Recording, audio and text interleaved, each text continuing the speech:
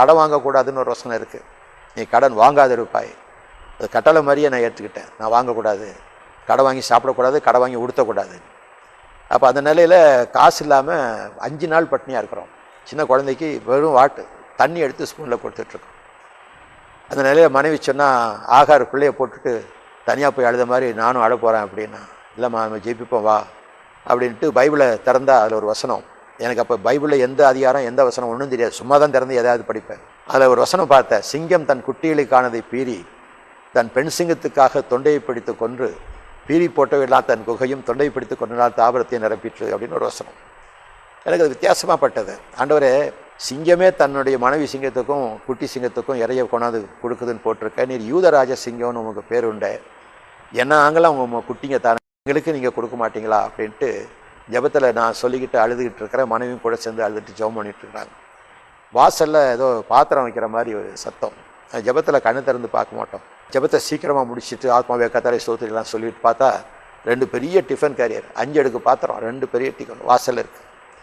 ஓடி போய் பார்த்தா தெருவில் ஒருத்தர் ராத்திரி 11 மணிக்கு ஒரு வெறிச்சோடி கிடக்கு. ஒரு மனுஷன் ஜனமாட்ட யார் இதை கொண்டாந்து வச்சா? தொட்டு பார்த்தா சூடாக இருக்குது. தூக்கிட்டு உள்ள கொண்டாந்த யார் வச்சா? யார் சொன்னால் பாருங்க, 5 நாளாக பட்டினியாக இருக்குது பிள்ளைங்க, இப்போ யார் வச்சாலாம் கேள்வியில் சாப்பிடணும் முதல்ல அப்படின்ட்டு பிள்ளையெல்லாம் எழுப்பி ஒரு 5 நிமிஷத்தில் எல்லாம் சாப்பிட்டு முடிச்சுட்டு தான் அப்போ யார் வச்சுருப்பா? திருப்பி ஒரு யோசனை, ஒருவேளை தூதர்கள் கொண்டாந்து வச்சுருப்பாங்களோ. சரி, தூதர்கள் வச்சுருந்தா எடுக்க வருவாங்க பாத்திரத்தை, அப்போ தூதர்களை பார்த்துடலான்ட்டு நானும் என் மனைவி நேரு உட்காந்து நடுவில் பாத்திரத்தை வச்சுட்டு உட்காந்துருக்கோம். தூதர்கள் வருவாங்க. தூதர் வரல, தூக்கம் வந்தது. நல்லா சாப்பிட்ட களைப்பில் தூங்கிட்டோம். காலை 8 மணிக்கு 2 பிரதர் வந்தாங்க. ஒரு பிரதர் எனக்கு தெரியும், ஒருத்தர் தெரியாது. அவர் வந்தவொடனே, பிரதர் பாத்திரத்தை எடுத்துகிட்டு போகலான்னு வந்தோம் அப்படின்னார். நீங்கள் தான் வச்சிங்களாண்ணா? ஆமாம், நான் தான் வச்சேன். என்ன பிரதர் அந்த நேரத்தில் கொண்டாந்து வச்சிங்க? இல்லை, இந்த பிரதர் வந்து வீட்டில் ஒரு என்கேஜ்மெண்ட்டு, அதுக்காக சாப்பாடெலாம் ரெடி பண்ணாங்க. ஆனால் அவங்க என்கேஜ்மெண்ட் கேன்சல்னு தந்தி வந்துருச்சு. இவ்வளோ சாப்பாடு வீணாக போகுதுன்னு யோசித்தோம். அப்போ உங்கள் குடும்பத்தை பற்றி சொன்னேன், அவங்களுக்கு கொடுக்கலான்னு சொன்னார். அதான் 2 டிஃபன் கதை எடுத்துகிட்டு வந்து வச்சோம் அப்படின்ட்டு அது வாங்கிட்டு போயிட்டாங்க. நாங்கள் சைக்கிளில் வந்து உடனே போயிட்டோம். அப்போ நான் வெளியில் வந்து பார்த்தா யாரையும் காணுமே. நாங்கள் சைக்கிளில் போயிட்டோம்.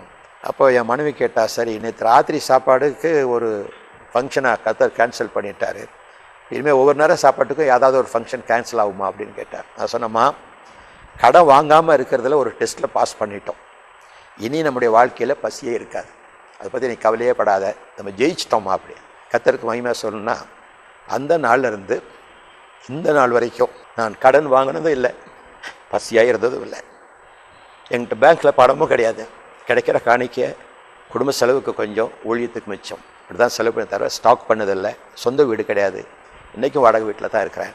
தேவனுக்கு முன்பாக மனசாட்சியில் உண்மையாக இருக்கணும்னு பிரியப்படுறேன்.